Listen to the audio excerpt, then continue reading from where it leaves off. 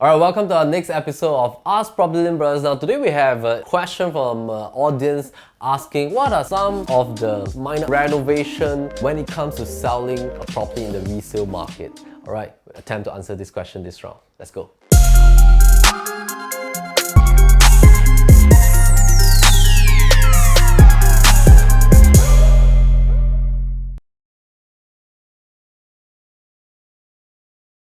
Alright, so what are some of the renovations that you can actually consider when you want to put out your property in the market? If let's say you have an original condition property or the condition of the property is really worn out after many years of being in the rental market, or probably you have already stayed for like 20-25 years and the condition is really worn out and you're afraid that it might not attract the right groups of buyers. So firstly, I think it's important to determine what is the purpose of actually doing up this kind of minor upgrades, and then whether is it worth it to do it, because some buyers might want to re-renovate the entire place and might not even like your renovation if you were to do it, right? And some buyers are probably looking for very modern renovation. If you were to do some minor upgrades, they might not even like it as well. So I think very first thing is to really see what are some of the things that you can actually improve on, and whether is it worth to do it based on the target audience that is going to buy your property. So for example, some of the minor upgrades that we have seen, sometimes we recommend them as well depending on situation and depending on whether we think it is necessary. Nowadays, you can actually re-laminate your wardrobes and your kitchen carpentry. What is this re-lamination?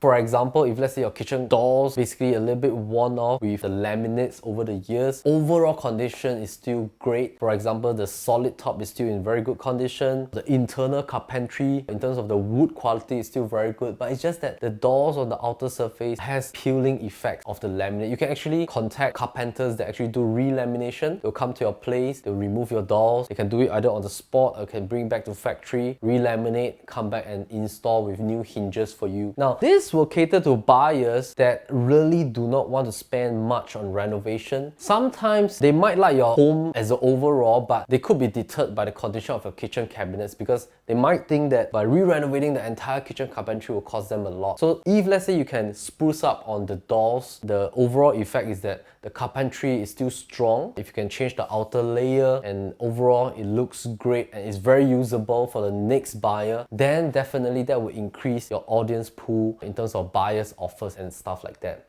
You can also do that similar effect for your wardrobe. So for example, your wardrobe is still in very good condition. The hinges are great, the internal shelvings are great in terms of the wood condition. It's just that your style based on your outer surface door is the old style.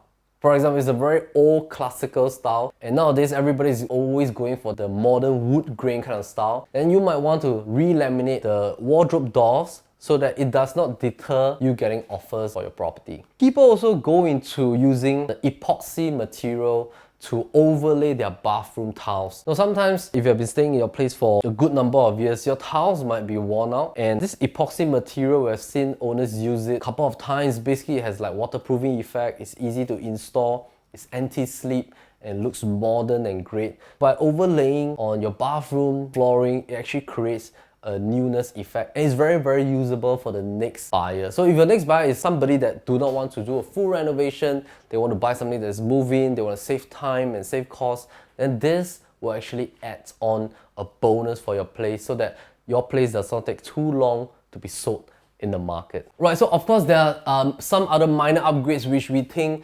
repainting is definitely something that you need to consider. We usually recommend white paint work for the entire apartment together with the ceiling and the bathroom ceilings. And of course, off-white colors are great. Light tone beigey color are also great. Try not to go for too bold colors, because most people are okay with white or off-white kind of range. So make it more neutral and easily acceptable to most of the buyer's audience. So always remember, when you want to put a property in the market, your property becomes a product. You have to let your product stand out from the rest of the competition, because no property is perfect, but as far as you can, try to make it more acceptable to more buyer audience, and that will give you a greater chance to sell a property in the resale market. And of course, you can also choose whether you want to varnish your parquet flooring. If your bedroom's floor parquet condition is not great, I mean, if there are a lot of scratches over the years and stuff like that, you might want to re-varnish it. provided let's say you have already moved out, because that can cause quite a lot of dust and mess to the entire apartment. So you might want to re-varnish it, re-lacquer it, so that it creates a newness effect. Sometimes we do see owners actually doing vinyl flooring for the entire place, because the flooring might be a very old style. It might not cater to most buyers' appetite. And nowadays, especially for HDB flats, because the cost of actually hacking the flooring due to the new cement rule has made the cost more expensive in terms of renovation. So having a vinyl floor actually attracts more buyers' audience.